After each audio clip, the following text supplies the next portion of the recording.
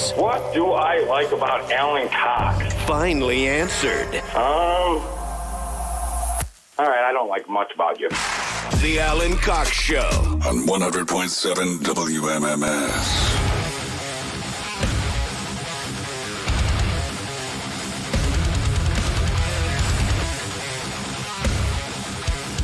I want to send me a text, 35192. AlanCoxShow.com is where you can watch live. The Cavaliers are off tonight. Tomorrow night, they will be in Boston to play the Celtics. That is a 7:30 tip-off from Boston. 7 o'clock is when your pregame coverage will begin. I want to get the full bug.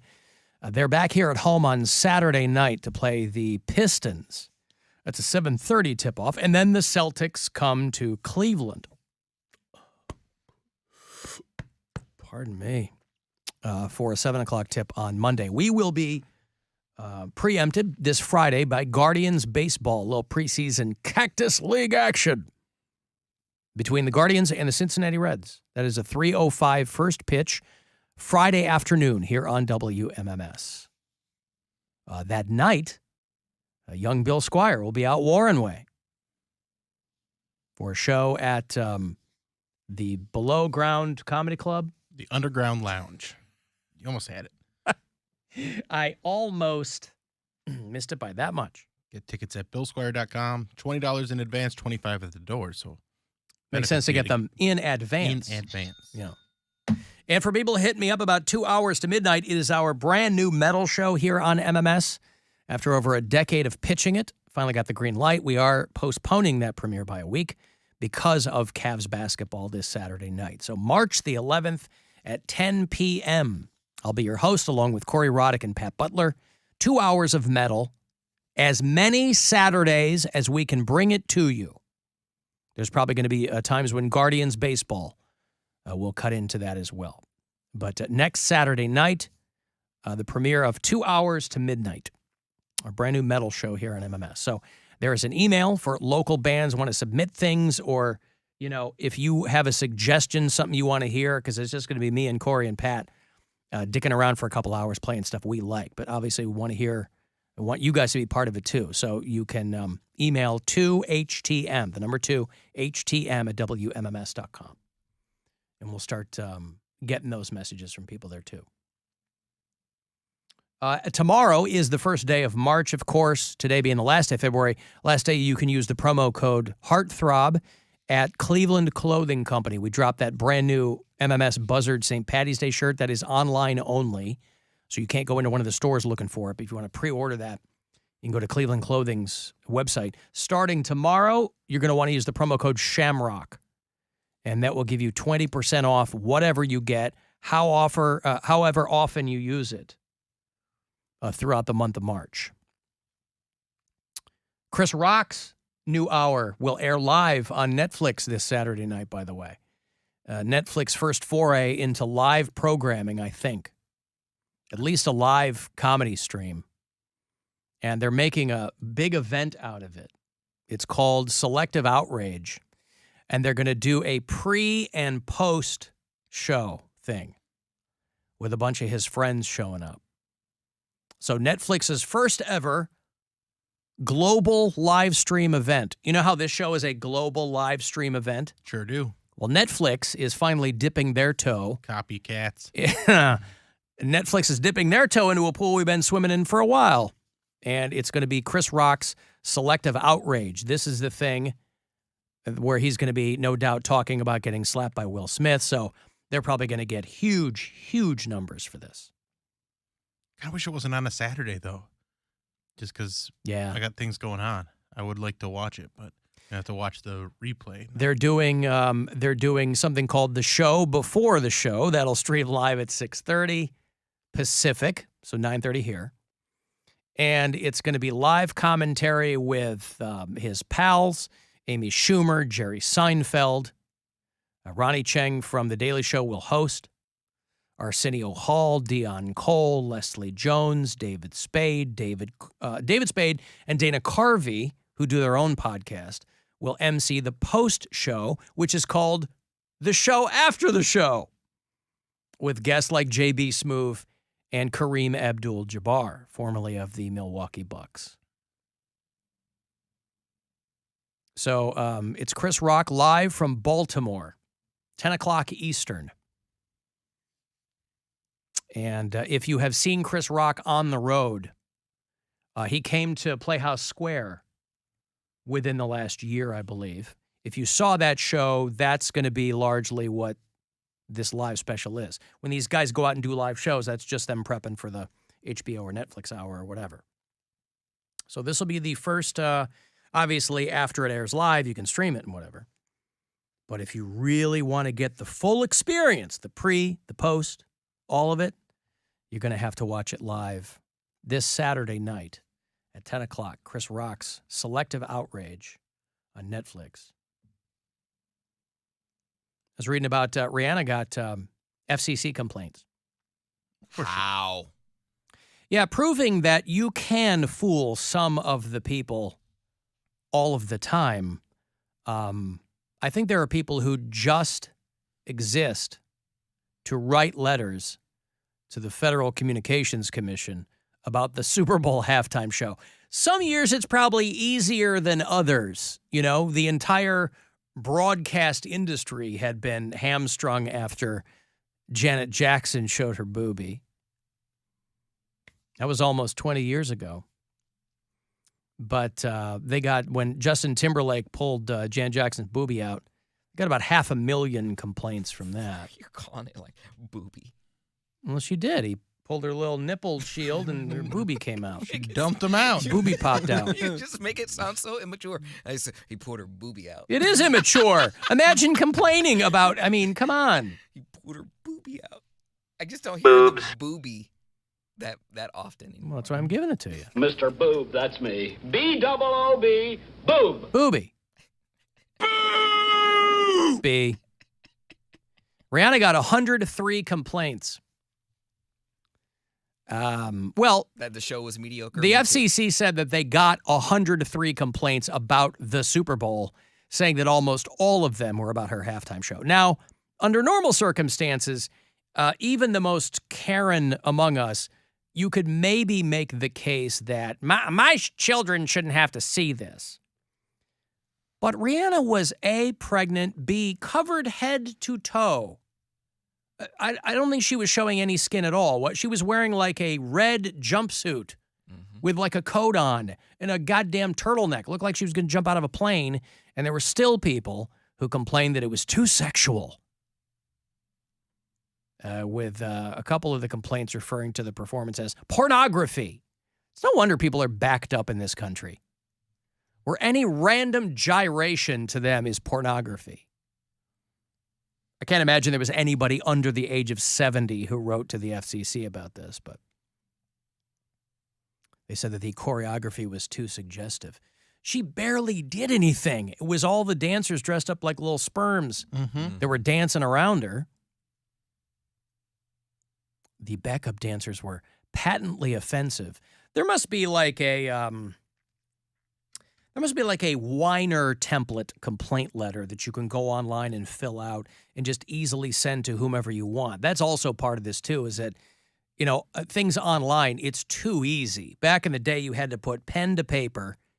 You had to really respect people who wrote letters to complain. Because there's a lot of work in that. But that's all they knew back then, so I still don't respect it. Well, but again, it's so easy now. Like I've kept a scrapbook of like hate mail I've gotten over the course of my career, right? Is it easier though? And the handwritten letters that I have, like from earlier in my career, they would transition down the road into email. But the people who would write a letter, find the address of the radio station, mail a stamp, lick a stamp, put it on a thing. At least I can appreciate the effort put into it, because you have to stay pissed to go through all that. Email now, fcc.gov. You can type out whatever nonsense you want. You got a full head of steam. 5 minutes later, you have already fired off an email.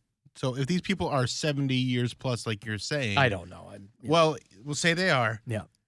Like if grandma were to have the choice to write a letter or write an email, it is less effort for her to write a letter than to send an email. Maybe grandma, but people have this notion that older people aren't savvy anymore. Everybody has email. It's not hard. Old people have smartphones. They're playing Candy Crush. A lot of them do. Go to a doctor's office. Every old lady's got her head down on her smartphone. Like, even my mom finally gave in. My mom was rocking a flip phone up until like a couple of years ago. She finally got an iPhone. I'm just saying, I hang It's out with super easy to do one old that lady, stuff and now. she has a hard time with the internet still. And I think there's still a lot that have that kind of problem. Yeah, but she's also not a pain in the ass. She's not You getting don't know that she's absolutely a pain in the ass. Well, maybe not in that way. She's not writing letters and, I mean, she's got her head on straight. Yeah. She's not getting a lot of practice being a pain in the ass. Some people, they have it down to a science. Right, and that's also goes to show if they're writing letters or they're not even saying they like that. That gives them purpose writing those letters, whether it's email or putting pen to paper. They're going to stay motivated for that. Not even mad, but motivated because they feel like they're making some sort of difference. Yeah. When it is a ridiculous thing to watch the Rihanna halftime show, which was incredibly tame, and be like, well, this is pornography. You know what the halftime shows are going to be. You don't have to watch them. You want to watch them because you want to find the smallest thing to be offended about and go, oh, can't believe there was a gyration of the hips during the Super Bowl halftime show. I don't know if anyone, They were preposterous. writing letters about Elvis back in the day. Yeah. I don't know if anyone thinks they're going to inflict change like the guy did, leaving a voicemail about the sausages, remember? Jimmy Dean. Yeah, the Jimmy Dean sausages. Yeah. That guy inflict change. They didn't change I anything. can't feed a family of 5 With some, on goddamn. Listen, he made a great point, but he didn't. I don't think anything changed. I think it did. Maybe they did. Products, your quantity of your products are very delicious. Love your sausage for 30-something years, but I can't take and feed a family of 5 on a little 12-ounce roll of sausage. I don't mind paying you more money for your 16-ounce roll of sausage, but you don't have it anymore. You've got a 12-ounce roll, and you've got 3 men that weigh over 200 pounds apiece, a woman that's a little plump Scotch girl, and a daughter who's 13, and you're going to try to take a 12-ounce roll of sausage and a couple of dozen eggs and feed that. It ain't going to work, and I'm not going to purchase your product anymore or ever again. Mm-hmm. How you like them apples? What's the difference between anymore and ever again? He wanted to underscore anymore, ever again. Anymore. He wanted to let the Jimmy Dean sausage go. Listen, how long has that voicemail lasted? That's part of pop culture. Yeah. That gives hope to every squeaky wheel out there that something will change. And people, by the way, should not be, even the Karens out there, people should not be divested of the notion that their complaint might affect some change. Some complaints are ridiculous, but others, they got a point. They did go back to the 16-ounce roll. That it exists. So maybe it did work. Maybe it worked. I'm going to start saying from now on forever. You've said weirder things than that. I don't know what you're talking about. Well, I'm going to do it now on forever. All right.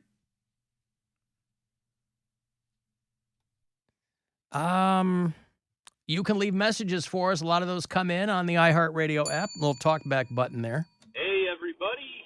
Hate the show so much. Poundcake is talking about his hands smelling like onion after he eats Subway. I had the same problem for the longest time, and then what I did is I stopped putting my hand between the bread when I would eat the sandwich, and I started putting my hand on the outside of the bread while I would eat the sandwich, and I stopped touching the onions, and you know what? It works like a charm. My hands don't smell like onions anymore. Have you tried that? Have you tried not holding your sandwich from the inside of the bread? That might be worth trying. Have you tried that? Were you speaking to me? I'm sorry, I was on the phone. Did you hear the message I played? I did not. I was on the phone. All right, hey, everybody. Hate the show so much. Poundcake is talking about his hands smelling like onion after he eats Subway. I had the same problem for the longest time, and then what I did is I stopped putting my hand between the bread when I would eat the sandwich, and I started putting my hand on the outside of the bread while I would eat the sandwich, and I stopped touching the onions, and you know what? It works like a charm. My hands don't smell like onions anymore. Stop touching the inside of the bread. Have you tried that? Stop wiping your hands with the onions. Well, there are some Onion scent is pretty pervasive, though. In Yeah. your slight defense, I mean, if you're in the vicinity of onions, you're going to carry that with you. but I feel like I didn't even touch them that much. There are some onions, some little straggler onions that are hanging on for dear life, and then they fall. And I'm like, I don't want to waste it. You pull them out? No, they fall, and then I pick them up and eat them. Oh. So that's That's your Achilles heel, picking out them red onions. I'm just gonna start cutting my sandwich in half, like cutting it with a knife, and then picking it up with a fork, and then taking bites that way. So that way I don't touch it at all. All right. Well, anyway, that guy's life hack is don't hold your sandwich from the inside of the sandwich. It's such an easy way to eat the sandwich, though, when you're holding it from the inside, because then you can just, I can't even imagine. You flip it inside out and you hold it that way. That's It's such like a funny, it's like in Pawnee when they all drink from the water fountain and they put their mouth over the water guard. Yeah. Just eating your sandwich with your hands inside the sandwich. Well, you know, there's a lot of sandwich places now. I think Jimmy John's does it. They're not alone, where you can have it wrapped in lettuce instead of bread. And that's got to be such a labor-intensive way to eat a sandwich. I've seen my wife do it, and she must have it down to a science. But they're like, I don't want all the bread. You can get it wrapped in lettuce.